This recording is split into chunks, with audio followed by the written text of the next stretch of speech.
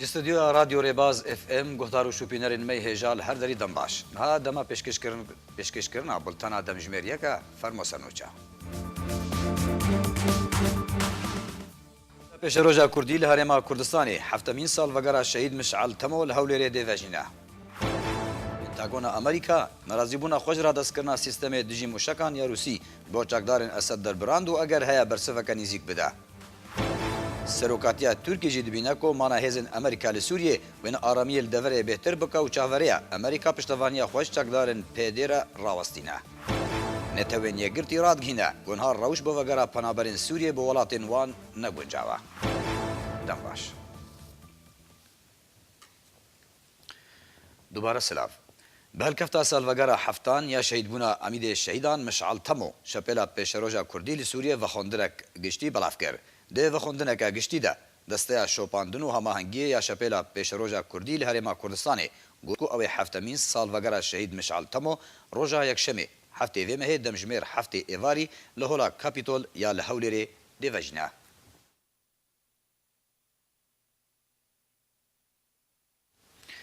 پنتاگون امریکا ناراضی بونا خواج را دست کرنا سیستم دژی موشکان یا روسیش بو چاکدارن اسد در بران روزنامه که نافدار پیشبینی دکه که امریکا برسفه نزیک بده دوی درباره ده. وزارتا برافانیه یا امریکا پنتاگون را دست کرنا روسیه جی سیستما S-300 موشکان جبو چکدارن اسد لسوریه به گفکه نه برپرسیارانه پسنده. نونرکی پنتاگونه هر وها گوت که او یک مینا پیشکش کرنا پشتوانیه که بهتره جبو هفبشین روسیه و کریارنوان یه نروا به تایبت ایران و سوریه واتا رژیم اسد. وزیر دروی امریکا مایک پومپیو جالی خدا را دستگیرنا روسیه ج سیستما موشکی یا S-300 جبو رژیم اسد و که گفکه بهتر لجیگیریا روجلاتا ناوین بناف کر. روزنامه دی درایو یا نافدار پیش بینی کرد که واشنطن و بر خواه بهتر بده بکارانینا شرکرین F-22 و F-16C یا دیجی راداران جبوکو به پروسین اسمانی لسوی رابع. همان روزنامه ببیر آنی که او چکی اسمانی امریکا ده دسپیکا هلمتا لشکری لسوریه هاته بکار آنین که بهتر جبو جناف برن و نهشتنا برافانی آسمانی یا دجایتیه بکارتینه که او جی دوی دمیده هنگاوین طول هلگرتنه ین دیجی چکدارن اسد جالی امریکا و ناشکره بون. دی درایو و گوچی که اگر هیا ولایتن یگرتی نچار ببن جبو که وگرن تکتیکن خواهیم بره که نهاجی بالافرن F-22 جالی امریکا دی پروسین اسمانی ده لدورین دبن کنترول رژیم اسد ده دیم بکار آنین. سروکاتیا ترکی دبینه گمانا هزن امریکا لسوریه وین آرامیه لدوره بهتر بکاو لسر اگرا را بونا ترکیه به پروسیان لسوریه ده هر دمکه ده جبو گارانتیا اولویه ترکیه تکس کرد. بردف که بناوی سروکاتیا ترکیه ابراهیم کالن ده کنگره کی روزنامه‌وانی ده گوت کو اگرا پیک آنینا پروسه کی روجلاتی فراتی جالی وانده ده هر چرکه کی ده هیا ولاتی وی دکاره دیجی تروریستان لمیدانا سوری بریاره بستینه کو او یک اولویه طویل ترکیه به پاریزه. کالن بالکشان لسر وی کی کو ترکیه چاوریه جه ریوبریا امریکا کو پشتوانیا خو جه یپگی و پیدر راوستینه کو بهانه شر داعش نها نمایه.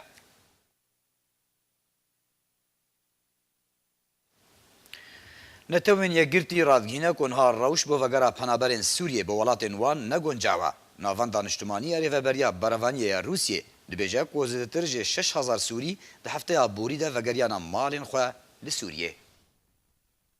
بردف که امینداری گشتی رخصنانه توین یگرتی راگهاند کنها روش بو وگرا پنابرین سوریه با ولاتین وان نگونجاوه. آژانس آنادول یا ترکیه لسر زاره فرحان حق جیگری بردف که امینداری گشتی نتوین یگرتی گوت کو سوریان ها پیوستیا و بروشک گشتی یا گونجاو هیا بو وگرا پنابران او جی دبره کفتنا راوستاندنا شرپک وره.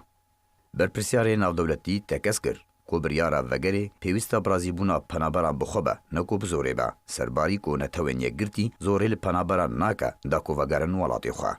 حق اما جبوه که کر کو کمیسیونا بلند یا کاروبارین پنابران آماده بجداریت وگرا پنابران ده بکه دما کو روش گنجاو ببه.